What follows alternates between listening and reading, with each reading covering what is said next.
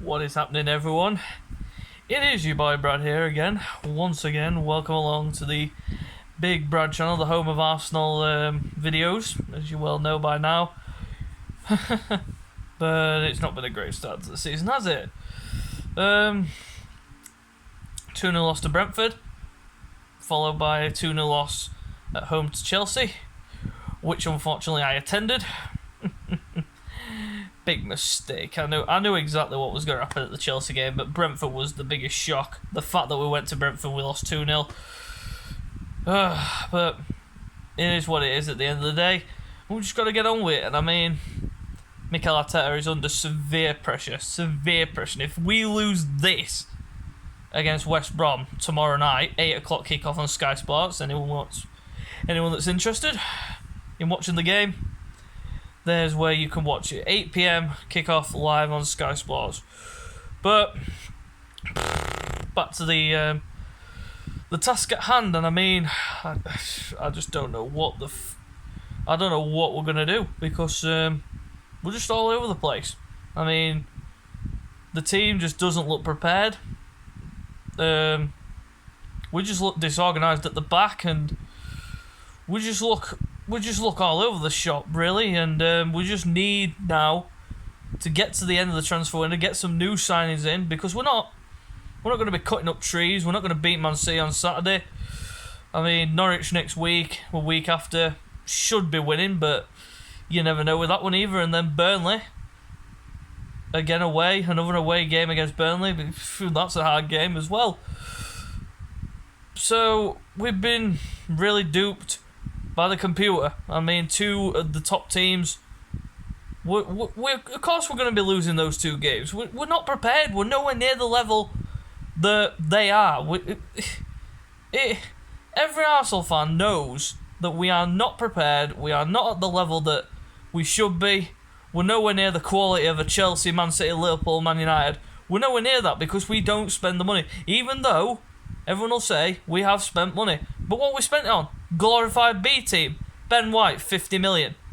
Albert Samba-Lokonga, 17 million. Nuno Tavares, 8 million, essentially a backup for Tierney. Martin Odegaard, 34 million. 30 million we add-ons, 34 million. And now Aaron Ramsdale, 24 million, rising up to 30. I mean, that's just basically B team. Most of them are going to be backups. Ramsdale, backup for Leno. Tavares, backup for Tierney. Lokonga, he shouldn't really be starting, but he's been one of the best players in the midfield that I've seen so far. In those two games that I've seen, Lokonga's looked really impressive. Odegaard hopefully should either be on the bench or starting tomorrow night against West Brom.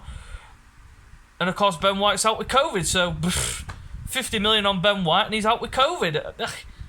Just doesn't get any better, does it? Just as an Arsenal fan, it is probably the hardest thing in life, being an Arsenal fan.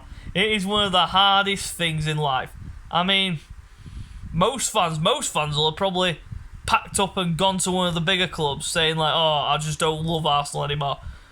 But I've got love for this club, and I mean, I have stuck by Arsenal throughout the years and throughout all the dark times under Wenger. I could have walked. Anyone would have walked, but me? Nah. Arsenal's in my blood. Arsenal's always been in my veins. Arsenal's been in my family. So that is it. That is the reason why I've stuck by Arsenal, even though we're in an absolute mess and we're in everyone's saying we're in a transitional phase. We are in a way, but come on. I mean, 2 games into the season, everyone's saying, oh, don't judge the manager until after 10.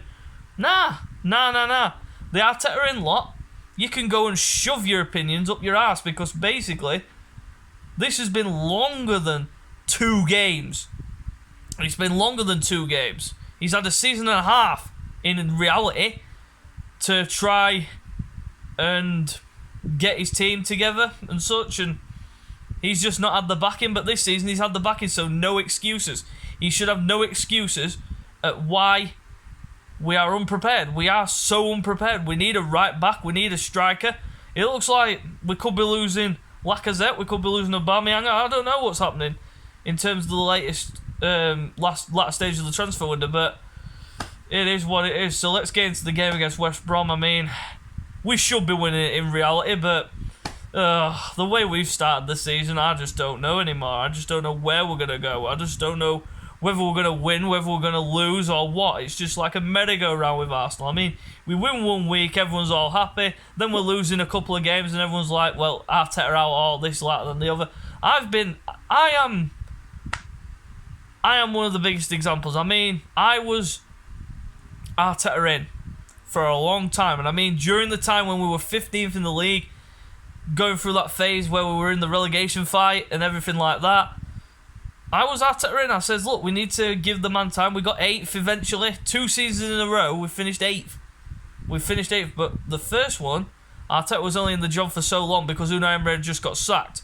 So you can't really judge him off that. But one full season, he finishes 8th. So, what else are you supposed to say? What else are you supposed to say to that? I mean, 8th in 2 seasons. Utterly pathetic in terms of Arsenal. But that's where we are now. That's exactly where we are now. We're a mid-table club. That's it. It's reality. We've just got to lay hitters in the face and just accept that we are a struggling mid-table side. Unless we make some key additions to the squad. What else can I say? But let's get into the predicted lineup. Starting in goal, Aaron Ramsdale. Definitely should make his debut because Leno, I'm sorry, but 4 goals conceded in the first 2 games. I mean, the Reece James goal, he had absolutely zero chance with. He had 0 chance with Lukaku's because he was out of his net and he couldn't do anything about it.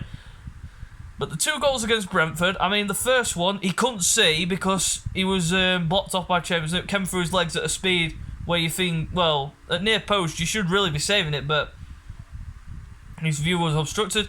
And then the second goal, the long throw-in, causing a lot of chaos. He got caught up in the melee, and he was out of his net and 2-0. So I'd switch him out, bring Ramsdale in. Going into right-back position. Now, this is an interesting one because I don't think Cedric should start, and I don't think Chambers should start. But we haven't got anyone else. We haven't got Bellerin. We need a right-back. This is why we need to go out and buy a right-back in this latter stage of the transfer window. But in this game, I'm going to stick with Cedric. And I mean, I don't know. I don't know whether Chambers will start. I'd go with Cedric personally, but I don't know. Centre-back positions. We've got no Ben White. We've got no Gabriel. Gabriel's fit, 100%, but would you risk him? Personally, I would bring him on if we're winning the game to like 2 or 3-0 just to give him some minutes. So my centre-back pairing would be Holding and Chambers. Murray, get out of the team. He was bullied by Lukaku. He was violated by Lukaku. Who in their right mind is going to go up against Lukaku and actually win? I mean, we're going to find out Saturday. Because Chelsea have obviously got Liverpool and Van Dijk versus Lukaku. Let's see who wins that battle. But my centre-back pairing for this game, I'd go Holding and Chambers. Left back, I'm going to go with Nuno Tavares because obviously Tierney's injured. Another injury for Tierney, unfortunately. Oh, good grief. But Nuno Tavares comes in for me. Ready, able replacement, so that's good. At least we've got that sorted. Central midfield, now this is where it gets interesting. I'm going to go with this. I'm going to go with Albert Sambi Lokonga and Martin Odegaard. I am actually going to throw him in there. I'm going to put him in there for the first game. I'm going to use him as like a deep line playmaker that can break forward whenever possible and break the lines with Emile Smith-Rowe and then cause problems. Simple, innit? So then we're going to the forward position. Starting off on the right, I'm going to go with Reece Nelson. I'm going to bring Pepe out of the team.